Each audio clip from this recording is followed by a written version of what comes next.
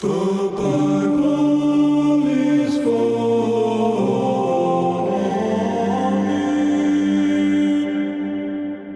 me. You seem like the type of guy who's clapping at home a lot.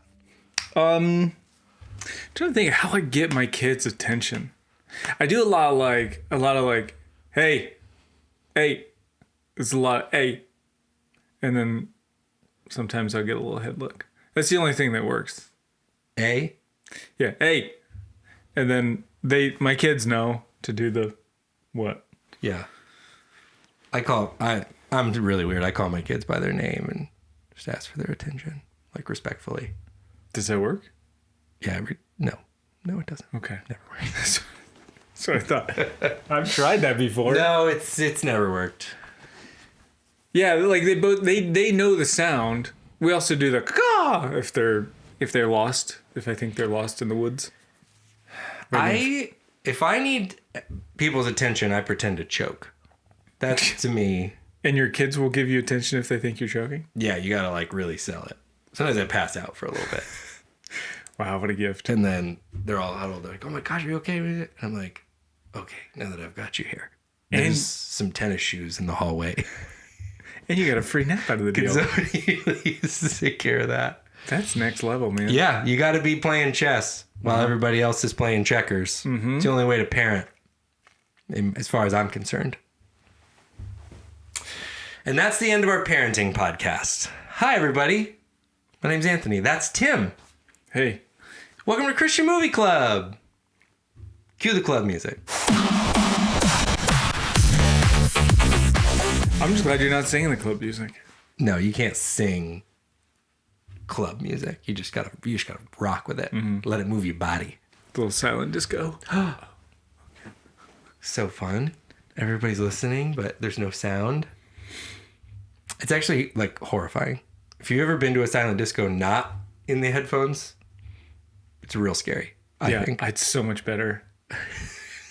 I don't like the loud noise. I don't like it anymore. Yeah. I'm done with loud noises. That's it. I don't like fireworks. Not a big fan. It's not like I'm jumpy. I just don't like the loud noise. Slowly turning into an old dog. Well, yeah, but I feel like old dogs can't hear the loud noise, so what does it matter? Like, you yell at an old man, and he's like, what do you say? No, I can hear every bit of it, and I don't like it. Yeah. Yeah, I'm kind of with you. But I do really want to keep the kids off my lawn. Well, that's just for the health of the grass. Real productive reason for that. This is Christian Movie Club, like I said. And today we're doing a very seasonal film. 'Tis the season. 'Tis the reason. Mm-hmm. Let that sink in for a minute. The reason for the season, is that what you're going to say? The reason is risen. Risen. That's the movie we're reviewing today. 2016, I think we saw. 2016, yeah. We're here to review the movie Risen. Before we jump in, happy springtime to you. I don't know when you're listening to this, but I don't know if it's Easter or pre-Easter, closer to Good Friday. Who knows? Shouldn't be too much pre-Easter. Yeah, won't be too pre-Easter. You know what goes great in an Easter basket, if that's something you do? Eggs. Oh, hats. A Bible's Funny hat. Just hats in general, I think, are a good Easter gift. But this is a great one. A good Easter it's got gift. A sheep on it. Yeah, springtime. Mm-hmm. The time of the sheep. So Bible's Funny hats. A lot of positive energy around the hats. Mm-hmm. You can get them at the link. You can get the Bible's Funny card game at the link. All these make great Easter gifts. Oh my gosh. I didn't even think about that. Yeah. I mean, what a perfect little basket you could get. The hat could be the basket. Oh, you could put eggs in it. Mm-hmm. Don't put all your eggs in the one basket, though. Why not? Because what if you drop it? What if you drop two baskets? Then I never got that then phrase. You get a case of the dropsies, and you can't be trusted. But if you keep one basket really safe, then all the eggs are fine. Yeah. Also, if you're managing 3 or 4 or 5 baskets, like one of those is going to get lost. You've lost a fifth of your eggs. Like a basket is such a non-perilous holding device. You know what I mean? Like if you were to say a glass, you're like, well, those break. But when's the last time you were like, I had a huge basket accident? I mean, if it overflows, that's one thing. A basket. Yeah. Yeah, overflowing maybe, but like I would put a basket up there with like the safest receptacle we've currently got. But be honest, what are you carrying in a basket now? Laundry. I have a laundry basket. Okay. And I've never once been like, you know what happened on the way to the laundry the other day is I chucked my laundry everywhere because it was just barely hanging on to a basket. Do you think it has anything to do with like the weight of all the eggs on top of each other? And not about the basket To put itself? all the eggs in one basket? Yeah. It's more likely that they hit each other. Well, and the bottom one would get crushed. Yes, that's true. If you are aware of phrases, because this one's got us in a real basket case. We gotta go. Check out or go and let us know. Where did we get the phrase all eggs in one basket? I don't care. I think I don't care. I made it sound like I care. I don't. My problem is I do think we just solved it. Because having a lot of things in one thing is like more likely that something breaks.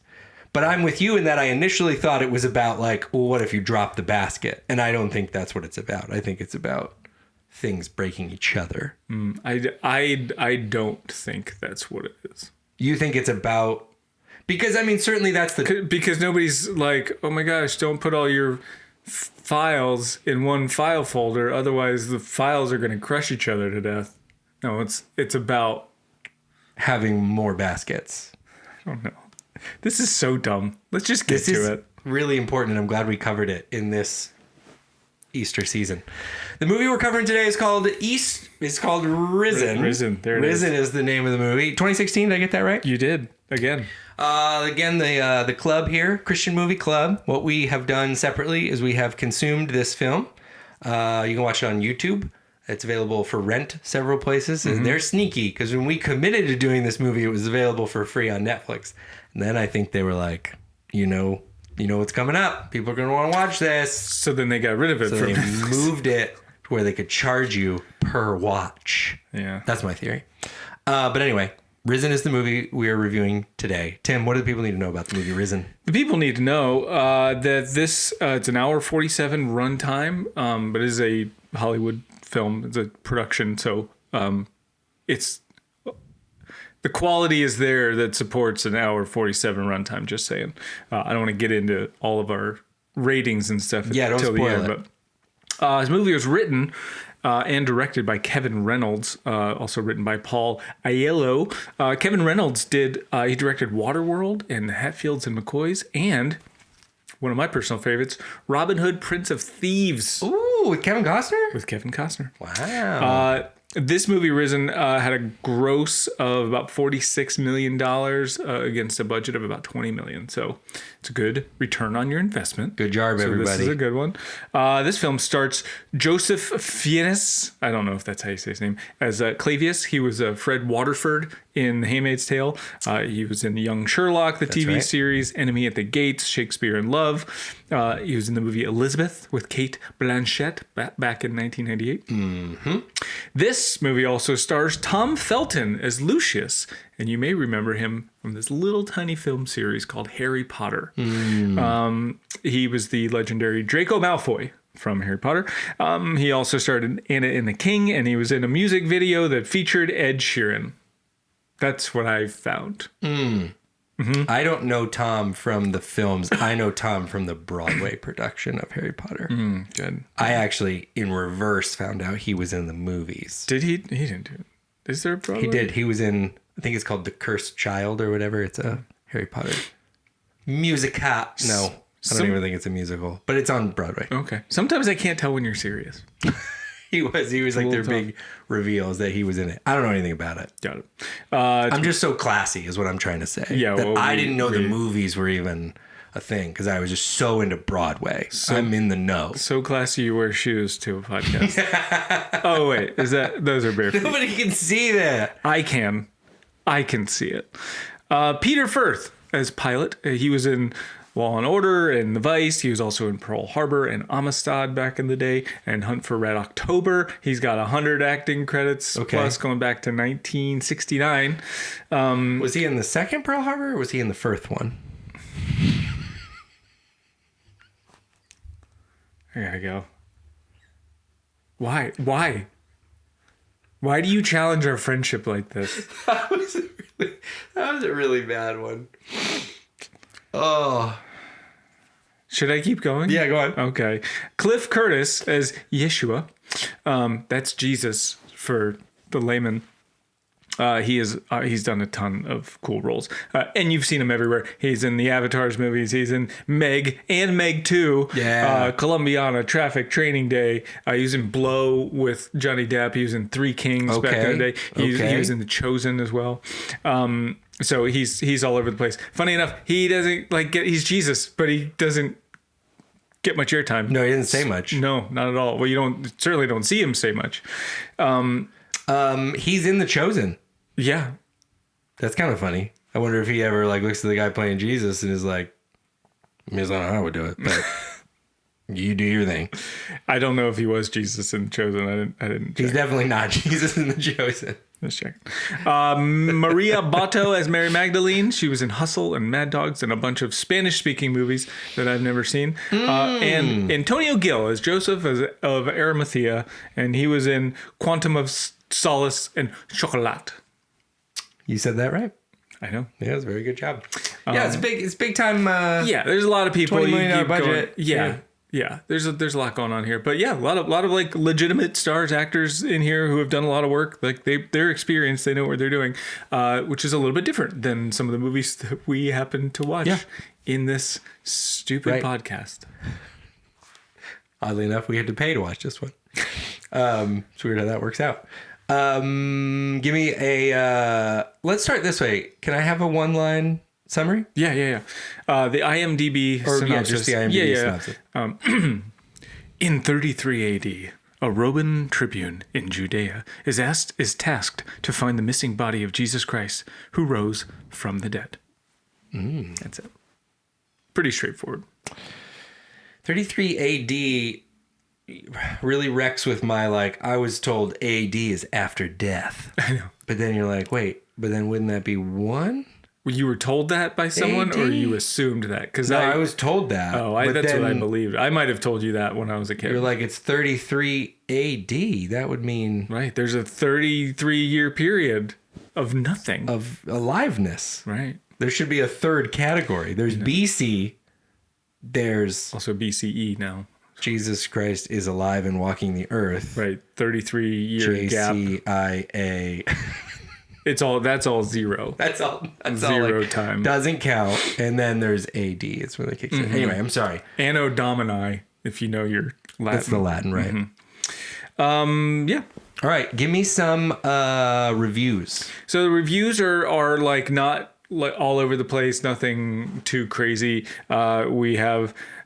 One says 10 out of 10. It's exceptional. It says, I have to start by saying it's a shame this film hasn't gotten the acclaim that it deserves. Why? Because it is a film that has to do with a Christian religion, and generally in today's society, these kind of films aren't politically correct, if you know what I mean. It's in here. If you get what I'm implying. And then he goes on to say, I am a Christian Orthodox myself, and I have to say that this movie touched me and moved me. I don't know why he put touched in quotes. But he says, Joseph Fiennes is excellent, and he should be very proud of his performance. That is an Oscar-winning performance in any other film, but as I have said, because it is a religious film, it hasn't got him the praise that he should got. That's right. Overall, an excellent film. I don't think there was any room for anyone to not get what he meant. Yeah. I think he was very on the nose with what he meant. Got it. Yeah. Got it. 7 out of 10, pretty decent. With most recent biblical movies that Hollywood has come out with, Noah and Exodus, the main complaint, at least from the Christian viewer base, was that it didn't stick to the accuracy of the Bible. In this film, they do. So it has that going for it, if you're a Christian. That being said, if it's Friday night and you're looking for a fun movie, then this probably isn't it. He goes on to say, thankfully this isn't another God's Not Dead where they smack you in the face over and over again with how awesome Christians are and how terrible atheists are. Bottom line is, this movie is the very definition of good to me. Not bad, but not great, just good. Okay. And then last one, 4 out of 10, uninspired faith film. I was under the mistaken impression that this was a detective mystery set in biblical times where 2 Romans are tasked to investigate the death of Jesus. Superficially, that is the premise of a story. But rather than a detective mystery, it is more of a faith film. People who are looking for a faith film would be more pleased with the film than I was. Yeah. It's honest. I'm loving like going through these reviews because there's some honesty in here. And Yeah. kind of tell a lot about people. I think writing a review for me is one of those things like if you are rocking a bumper sticker on your car, you're a type of person. Like it doesn't matter what that bumper sticker says. The fact that you were like, yeah, I care enough about one single thing, or even if it's a joke, I'm so committed to one joke that I'll put it on the back of my car for however long I have this car. I feel the same about reviewers. You are either a person who leaves reviews, and that's a type of person for movies, or you're not. Yeah. And so it's like getting a little glimpse into and it's helpful for like product reviews or something. For sure. Like, hey, this thing came in. It's not the same color as it shows in the pictures. Like buyer beware. But then the creative world, you're like, I wouldn't watch this because it makes me, and you know me pretty well because we're friends now. So you should trust me. If you know what I mean. If you know, I don't know what you mean because I don't know you. If you know what I mean. This is not the first time during our review segment that somebody has said, I thought this was something else, and it wasn't. And I'm just always like, okay. I don't know how to receive that unless you're saying, I think they're like deliberately directing you on like the marketing of this film. Right. Maybe you're like me and you thought it was a detective movie. And like, I just am like, oh, I think I've maybe talked about this before. I feel this way whenever somebody will say, we'll post something on Bible is Funny or something, do a meme, and they'll be like, I thought you said, this will be a comment. I thought you said blank when I first read it. Oh, right. Okay. But I didn't. Then you knew that. Reread it. Yeah. And I never said that. They might have thought that this was like a detective thing because Joseph Fiennes was in Young Sherlock. Yeah. Maybe they got those transposed. Could have been. Yeah. Maybe they were like, oh, I thought this was like the follow-up to Handmaid's Tale. And I just want everyone to know this movie is not connected to Handmaid's Tale. Right. That'd be a funny like persona to be like leaving movie reviews just like with least helpful. All right. Now we have a little background on the film. If you've never seen it, hopefully you have like a sense. Again, this one you got to buy. I'll put the link to the YouTube section where you can rent it. It's $4. We don't get any of that money. That's not a sponsored deal. It's just straight up $4. But you can watch it if you want, and then you can come back here and listen to the rest of the podcast. Or you can not. And I'll give you a minute to make that choice. Before I do, let me say we are going to discuss this film. We watched it separately. We consumed it. We're here today to discuss. We don't know the people involved personally. This is no reflection on any filmmaker's intention or purpose with any sort of accuracy, certainly, because we don't know them. We just watched the movie, and we're going to come here together today to discuss. So everybody be cool. And I'm sure these people are nice and lovely. I have no reason to think Tom Felton. I've seen YouTube clips or Instagram clips, and I think he seems nice. So I'm going to keep my assumption there. He wasn't nice as Draco. No, he wasn't. Okay, so we're going to discuss the movie here in just a minute with spoilers. If you want to watch it without spoilers, I'll give you a minute to head to that link in the show notes, and you can watch the film and then come together and discuss, or you can just hang on for 1 second while our friends make their choices. So let's give everybody ample time now. Go ahead. We gotta get soft piano music playing, just so as people decide. Okay. Here is a little bit more thorough synopsis, so that everybody, if you didn't watch the film just now, you've never seen it, you'll be kind of up to speed on everything we're talking about. This does have spoilers. I'll say it again, so just prepare yourself for that moving forward. Pontius Pilate, tired of having his afternoon bath interrupted, has sentenced the troublemaker Yeshua of Nazareth to be crucified. The Sanhedrin, either a religious organization or an elaborately costumed all-boys a cappella group, is very concerned that the body of this Yeshua will be stolen and his followers would declare him the long-awaited Messiah. And, despite the highly trained drunken guards commissioned to protect the tomb, it appears their worst fears are realized when the stone is found rolled away and the body of Jesus is missing. In an attempt to appease the Sanhedrin and thwart a potential riot, Pilate commissions his best man and bath buddy to the case. After a series of high-stakes interrogations, grave robberies, and a quick nap, Voldemort's brother and Lucius Malfoy, played by Draco, eventually discover that the rumors are true. Jesus is not dead, but has, in fact, Say it. risen. Yes. Think about that. Did. Let that sink in. Yeah, the Harry Potter connections were wild because did you pick up on that? No. So Joseph Phineas is the brother of Is Ralph. that how we say it? Phineas? I don't know. That's how we're going to say it. All right. He's the brother of Ralph Phineas, who plays Voldemort. Oh. Isn't that wild? Did not know that. Draco Malfoy is in this movie playing a character named Lucius. His father's name in Harry Potter. It's kind of wild. Wow. Wow. Yep. So really, if you ever wanted to watch Voldemort, maybe come to Jesus. This is as close as you're going to get. Tim, let's talk about the film. Give me something that was shocking to you about Risen. The opening battle scene, like when they're going in. There's so much about this battle scene that was not impressive, but also shocking. But you've got these Roman guards, centurion soldiers, whatever they're called, going up against a local, Hebrew people, whatever. They're going at them with their weapons and their swords and their spears and all these things and their shields.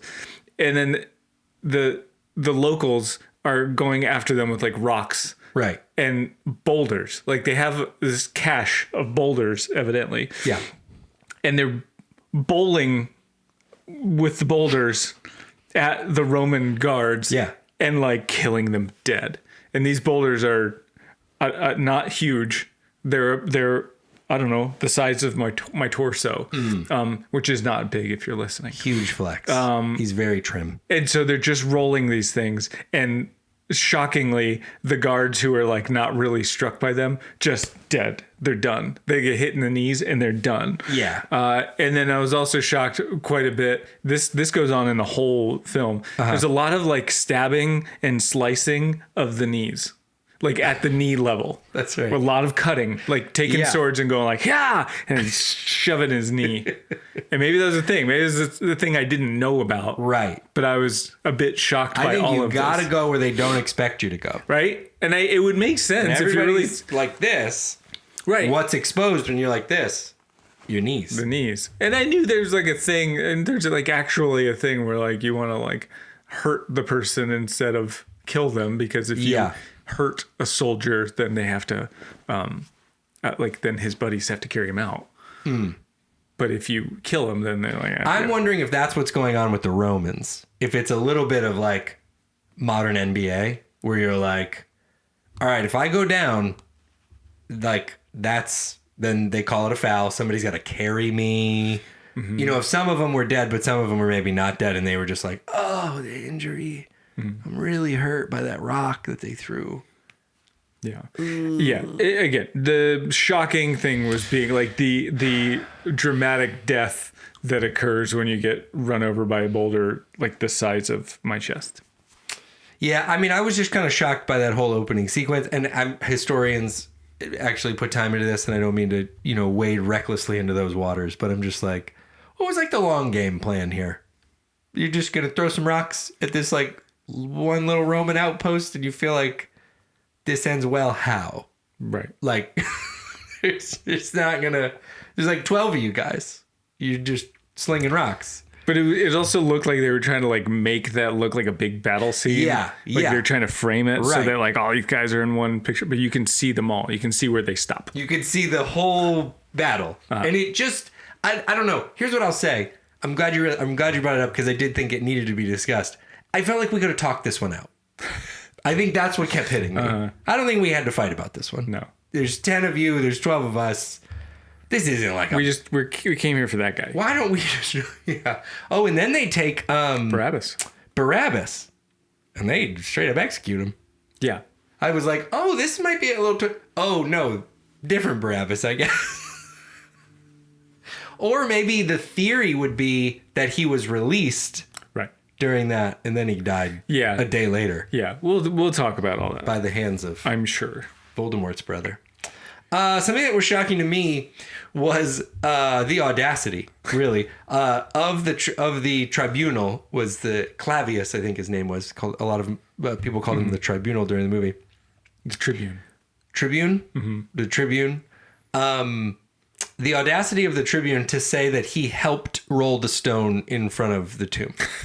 And you do have to see that they told us this in a shot. I'm not being nitpicky. They showed us his contribution. And the stone, you need to follow with me. The stone is going left to right. And he's on the farthest right, like he's barely got his hands on it. So what he's saying his contribution was his fingers grabbing the side of a rock and pulling towards him. Yeah. And then at another point he recounts and says, "It took 9 of my men and me to move that stone. I helped." Mm-hmm. I mean, I'm willing to bet it took 5 of your men that were actually had a position, and the others were doing the whole Wednesday night prayer meeting where you're like, I'm touching a friend who's touching a friend. I'm not actually contributing, but support. I'm here. I'm here in theory. I just love that they actually showed him and the grip he had. And I was just immediately like, that's shocking that in your recount, I feel like I would like to think I'm the type of guy who would be like, yeah, it took a bunch of my guys to move it. I was around. I'm not going to give myself any credit for that. But he did. He did, in fact, give himself credit for that. Good for him. Give me a character you wanted to see less of. I said Lucius. Draco Malfoy. He wasn't. Yes. There wasn't too much there. Like he, especially right at the beginning, is kind of when I wrote this. Like he just seemed too eager. He really wanted to help. He was. Yeah. He was very scrambly. There's a lot of these guys, but like ambitious, but like a kid. Like I want to help. I want to be here. And he was like all like a puppy that kind of followed him around. I could have done less with him. He reminded me a little bit of like Jesse from Breaking Bad. Like but like this puppy that kind of just followed Clavius around. I didn't really care for it. I wondered as I was watching that if like the actor Tom Felton, if this is just because he's so known for Draco and he did such a good job that if he's ever like having meetings with his agent or whatever and they're like, we got another script. He's like, oh, cool. Am I like a good guy? Kind of a bootlicker that just does what bad people tell me to do? Well, yeah. But it's set in the Renaissance. I can do that. What about the next one? But it's set in space? Same character, though? Like, is he just getting, like, is he a little typecast now? And that, like, that's what you are, is you are the upwardly mobile, no morals kind of guy. Mm-hmm. Yeah. And he's like, and I get a paycheck for that too? And then how much for this space one? Okay. I can do that. Character I wanted to see less of was British accents. Now listen. There was a mix though. There was an array. Yeah. And that's what threw me. Uh-huh. Here's a quiet concession we've made in life. Movies set in the past, right? Nobody, this may come as a shock to some. We might lose followers over this. I'm sorry, I have to say it. No one was speaking English in this scene. Nobody was speaking English. These was not a person in the actual crucifixion of Jesus was speaking English. American moviegoers, we want to see people talking English. Of course. We're not trying to do the subtitles thing. We did it for Squid Games. That was a one-off thing. I did not. Don't be making us do that. Not. But you know what I'm saying. We want to see people say. So how do we justify the two? It's British English. Now it's old timey, but it's English, so we can track with it. That's a weird thing we've just all agreed on. I don't know really when we all signed that contract, but it's just like it's set in ancient China, everyone's speaking British English because it's old timey, but you can understand it. And where they lost me was the range. When we're not only doing that, but somebody's got like a Cockney accent. I'm a Roman soldier. I'm God in the tomb. No, stop it. What are we doing with this? This has got to stop. Well, then there's like Spanish accents in there. It's all over the place. Like, I can't do a range. If you're going to commit and just do like sort of a Shakespeare wash of like, whatever, everybody speaks British English, move on. And I do. And my brain connects it and I just go, whatever, it's fine. But when you started, I think someone had a Scottish and I was like, yeah. Cut it. Stop this. Commit to everybody talks one way that's not realistic. You can't all talk in different ways that are all not realistic. I was having a hard time with the accents. I think that's fair. I had another one. We were yet again, I have to put it as a note because it's just become my little soapbox. We do not know for sure that Mary Magdalene was a sex worker. You're right. And again, we did it again. And it's a conflation of multiple characters. I actually ended up doing more research because I'm like, am I going to double down on this take? And they're drawing some connections. It's just not a slam dunk. It's at best you could say it's a maybe. I mean, I don't think it takes away from the story. I don't think it adds. It does add a little bit to the story for her to be in that role. And they're trying to do, the thing that's explicit is that Mary Magdalene had demons cast out of her, which I understand is a harder and weirder space in which to enter into a story. I get it. It's like a little bit more straight line to be like, she was living a life that was like this, and then she became a follower of Jesus. It just a little bit, it'd be like, I feel like for some it would be like, oh, did you know Jesus' dad was actually not a carpenter? We just made that up and rocked with it forever. It's like, well, why'd we do that? Like, that's an odd choice. We have reason to believe that one's true. But that was my other little irk. What were you, you're trying to say something to me with your eyes. just you're hung up on this. And it doesn't matter. I don't like it. I know that. I got that from the last couple of movies we watched. And I don't like it because here's what it is. The reason for it is there's more than one Mary. And y'all are just not wanting to put more than one female character in the movie. So maybe that's my thing, is just own it. Yeah. Just own it. You're merging them all together because you're like, nah, I don't want to say there was more than one woman following Jesus. That would be crazy. So if anybody out there wants to offend Anthony, you know how. This is my soapbox. This is the one. A character that you wanted to see more of, Tim. I really liked the guards. The two guards. Yeah, they were great. And then when they get to the point where he's interviewing like the drunk one in the bar, the pub, he did such a good job of delivering that story. Great like scene. The concept was the two guards are there. They're kind of forgotten about because they're supposed to be guarding the tomb. They don't really expect anything's going to be happening. Like they don't think Jesus's followers, like his disciples, are going to come and be violent towards them and steal the body or something. Like they are aware that like that's not going to happen. So they're out there. They wait by the stone. They're sitting at the entrance of it. Like nobody's going to move it. They get it. And they don't have any food, so then they have like a little thing of wine and they start drinking. Well, then it all happens. And the concept is like this phenomenal, extraordinary, supernatural event occurred, right, where this angel like busted open moved the stone and busted the ropes and like Jesus got out.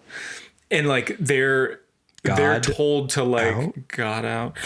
They were told to like lie about the story, to like discredit who Jesus was, and they were paid off to do that. And then like sort of in that shame and in that, like they're trying to wrestle with that story, and they witnessed a thing that was supernatural and phenomenal. Yeah. But then they're having to sort of live a life to say that they didn't see that thing, and so they're really conflicted. And this dude's just drunk in the bar trying to like just quiet the noise, I'm sure. Right. But he does such a really good job of selling that and like you see the fear in him. Like, he doesn't know what he just saw. He doesn't know what he just experienced. And he's like trying to drown it in his wine. But I thought he nailed it.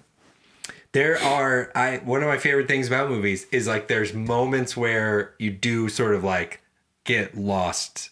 You know, I would say I do that more like dialogue scenes where I like didn't breathe for a while because I was like too like what you just get like super locked in. And I would say in full genuine, not asterisked, they did that. Like that was a cool conceptual. You are a Roman soldier. You don't know what this is about. You never asked for this. I thought, like, yeah, that's a cool thought exercise of like, what would that be like talking with that person? Obviously, he's being pulled in different directions, trying to say you did see something, you didn't see something, and even like there was a moment where the guy, the Clavius guy, he goes like, I think you were drunk. I think the wine was tainted, and he was like, please tell me that's it. Like almost like I would love for that to be the answer. Yeah, I agree with you. Oh, that was great. Character I wanted to see more of was the disciple Andrew. And it was one specific scene that made me fall in love with him. They're on the beach on the shores of Galilee, and he approaches Peter and he says, "Hey, the guys are hungry and the guys want to eat." And I just was like immediately like, I want a whole run of Andrew pinning his own interests on other people, because he was just quick to be like, they're hungry. They're hungry. And so, you know, the guys are really warm too. Like, just kind of, we wanted to move to the shade. I mean, they were wondering if they could go to the shade and hang out in the orchard. The guys are wondering, there's a wrestling match back home. It starts at 7. The guys are wondering if we're going to be back in time. If we're going to leave now, we can make it. The guys have an uncle that works at the venue, and he got them tickets. The guys do. And the guys want to know if we'll be back in time, because the guys think this is just like, the guys are saying they haven't been able to go out and like do something fun in a while. So that's what the guys are saying. Yeah, I liked Andrew. I liked the disciples in this movie, to be honest with you. Same. I just thought I liked Peter like pretty right away. I was like, yeah, that's good. Good vibes coming from that character in the story. Give me a character that reminded you of me. Now, this was a toss up between my favorite character and character reminds me of you. And it was Bartholomew. Like, yeah. I loved him. I'll take that. What's funny is that my first note, as soon as I saw him and you hear him talk, I was like, he reminds me of a Hobbit. Yeah. He seems like Pip. He seems like one of those hobbits, a secondary hobbit. Real chipper. Yeah, but real like fun, lovable, likable. I just really liked him, and I was like, he would have been my favorite if not for the like superior acting performance in like a small little bit of the other of the Roman guard. But he was really fun. I liked him. Well, I'll take that for sure. Thank you. My character for you was kind of easy, and it was Clavius, the main guy. I just thought, I was like, honestly, if Tim was not so funny, I think this is kind of exactly what he'd be like. I think you'd be just real serious, nice. Like Clavius had this, like, he's cynical about everything pretty much, but he's also nice. Like he shows mercy in a couple instances in the movie. They definitely like endear you to him. You know, there's a term for that, by the way. It's a film school term. What's that? Okay, when a character saves the cat. Yeah. Have you ever heard that before? I'll save a rat, but not a cat. Here's a little fun fact for you. When you're watching a movie and it seems like maybe a gruff or rough around the edges character, they'll have the character save a cat. And there could be anything, but something that shows you they have a tender side. So oftentimes in like the first act, they'll save a cat. Oh, that's like Last of Us with Pedro Pascal. That's right. Yeah, the great example. So they did that with him, and he was kind at the crucifixion of Jesus, and he was kind, in a couple of areas that you were like, oh, he's got a soft side. But he was also mysterious and brooding and a little funny, but not like actually funny. But that's why I was like, if you were not funny, you'd be exactly like him. Well, thanks. I'll take that. All right, give me your low point in the film. I didn't think there was a ton of low points. Like, I didn't have a ton of like super high points either. We'll get to that. But like, Yeah. But not a ton of low points. Like, there wasn't anything too crazy. But some of the like mystical pieces they tried to put together, like when the leper gets healed. It sort of seemed like there was almost like this mystique and magic, and that's what they were setting up. And just the delivery of it flopped, in my opinion. Like, you got a guy who, like, you only see him in a distance with like a face full of leprosy, whatever you call it, and then you see like his face is distorted and there's stuff that's messed up, and then the next shot, like after Jesus touches him and heals him, which was a cool scene, by the way. Yeah. Then the next shot you see of him, it's Clavius looking at him, and he like turns around and looks at Clavius, and he's just got like a clean face. Sorry. And you're like, okay, cool. But then they hung on that shot of this guy, like we're supposed to recognize this guy. Oh, you didn't recognize him? Didn't. Oh. Yeah. Yeah. Yeah. He was Octavius. like you're supposed to know who this guy is, and then it goes back to another shot of him, like, but I would have imagined they could have, again, they made this sort of seem mysterious. They could have put some special effects in there or something. Another moment with that was when Jesus ascends back into heaven, and there's like the sound effects of like a SpaceX rocket going off, and Jesus shoots off into the sun, like he's Superman or something. That was a little hokey for me, so that was a little bit of a low point. And like it was snowing after he left? Yeah, I actually did like that. Like, if we're talking about mystery and who knows what happens, and as a kid growing up in church, you hear the story of ascension into the heavens, and the ascension is just Jesus floating, and eventually you see Jesus float away like a balloon that you let go at your birthday, and then you just can't see him anymore. And there's got to be some sort of anticlimactic, like, okay, he's a long ways away now, but I can still see him. Right. How long do we wait here and watch him go away? Yeah. And so they kind of went past that, whatever that is. Like, that was a thing that I had in my head of Jesus ascending into heaven. Yeah. Then he just floated until we couldn't see him anymore, like a balloon. And they took a liberty and basically showed him shooting into the sun. Yeah, he's walking. But then the mystery of, like, there's the light that flashes at the same time. And then there's this floating stuff that floats away. Like, I was cool with that stuff, oddly enough. Well, I mean, but it was the space rocket sound, kind of. A little hokey. Right. And I mean, it's just, it's going to be a taste issue constantly, right? Because it's like, we don't stinking know. When you read something like that, that could be portrayed a billion different ways. Right. But them being like kind of space, I didn't connect space rocket, but it's a good way to say it. Like, it was, but that was the vibe. It was the sound effects. It was the sound and the sort of whoosh of the. Right. Shouts out to Dan from Frisbee.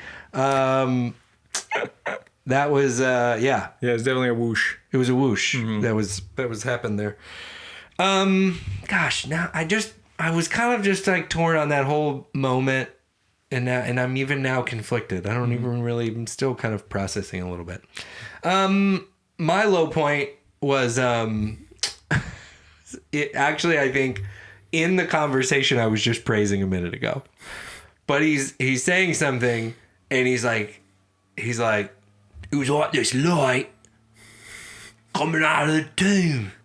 It was like the sun rose in the tomb because of the light. And it just was one little that I just was like, boy, we're on the nose. Mm-hmm. Did you catch what I said about the sun? Ask me how I spelled it. Like, all right, we got it. You did it. All right. That's good. That's good. I'm very sensitive. My wife is quick to talk to me about how annoying I am to watch movies with. It just takes one line for me, and I'm like, too far. And you went full Jason Statham on that one. That's how he was talking. He was... High point. The high point for me that I legit laughed, and I wasn't supposed to laugh at this. Yeah. I'm supposed to laugh at anything in the movie. I don't think. No. But I laughed, and so if I laugh, that becomes the high point because that's who I am. When Pilate says to Clavius at one point, after he had gone to he had gone to one of his fallen comrades had a funeral, and they burnt the men on the pyre, and so he's sad about his friend leaving. He goes and he attends this service or whatever you might call it, and then Clavius comes back and he's meeting with Pilate, and Pilate goes, "You smell of meat. Feast? Did you have a feast?" And he just goes, "No, funeral." And that ew. Oh, that's not meat. That's burnt people. Right. Oh, but I right. wonder if it did smell a little bit good. Yeah.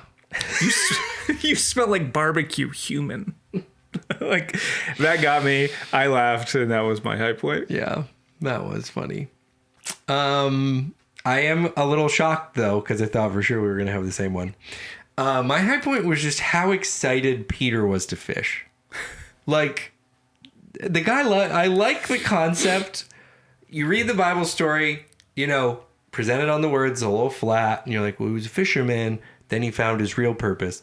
And I like the introduction to the story that, what if he liked to fish? Yeah. I have a hunch that since the dawn of time, fishing has been for dudes both a necessary and a recreational thing. I was curious about that scene in general, just because there were boats laying around, and they're like, "Let's fish! Let's fish!" Who leaves? But also, who leaves their boat there for some? Was it their boat?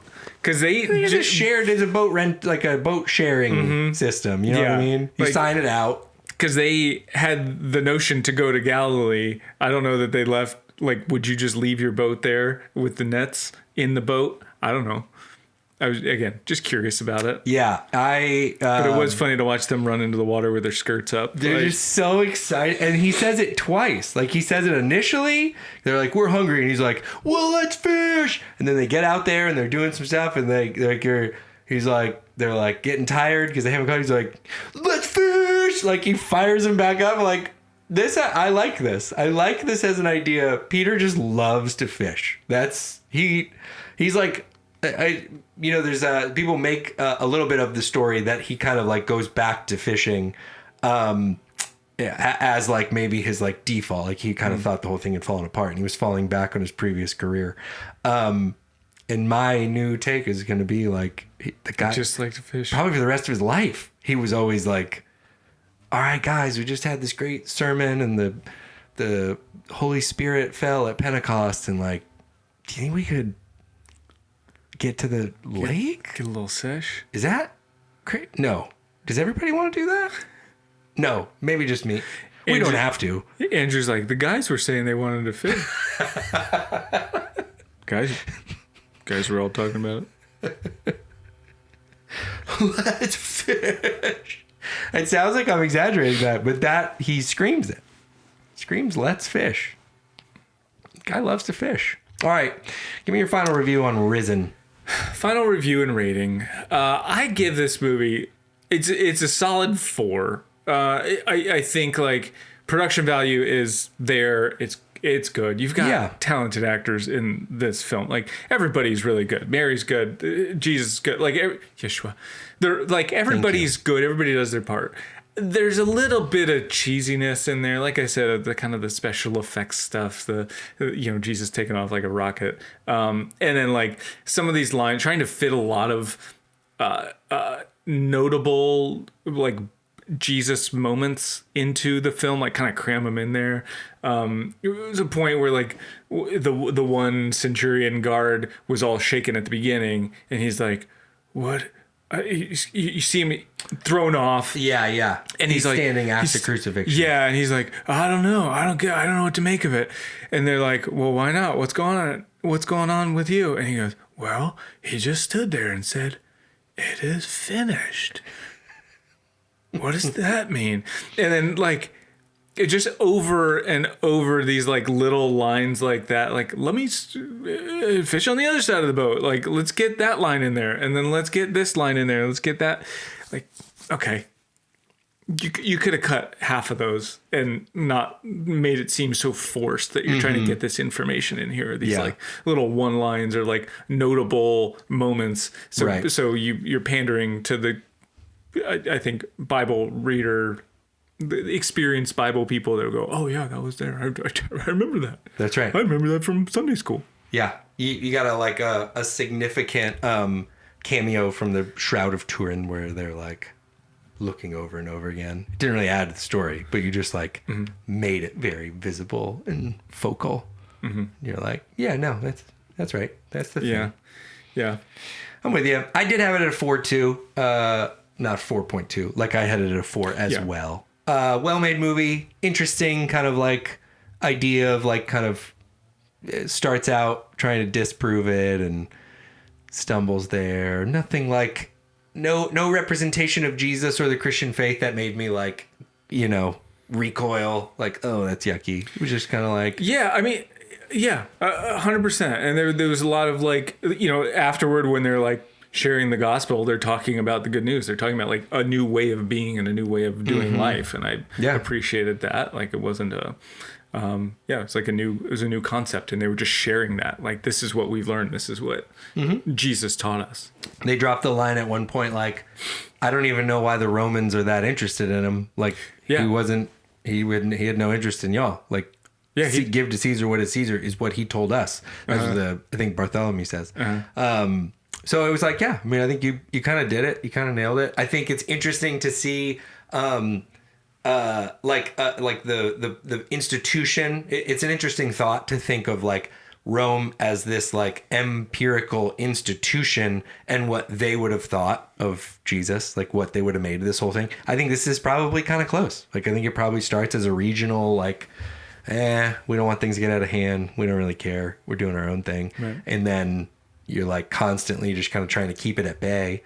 Well, and I liked they kind of brought that back, like the Roman piece of it, that the Romans kind of didn't care either, but they were so in cahoots or connected with the religious leaders of the time that they were the ones that were really concerned, and the religious leaders were saying, hey, this undermines our power structure that we have, and so we need you to take care of this, otherwise we're not going to help you. Not that would ever happen nowadays, not that there's ever any political influence from a particular sect of any religious group on politics in any country like the United States of America. That wouldn't happen, but we can just imagine, we can use our imaginations and see what that would have been like, and you can see it in the film. Maybe you can. I'm struggling to imagine a scenario where a political institution, a religious institution would be kind of struggling to make Jesus fit into like terms that worked for them the most advantageously.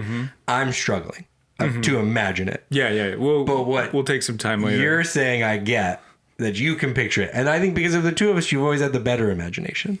I think you're just a dreamer. Yeah, that sounds like me. You may say I'm a dreamer, but I'm not.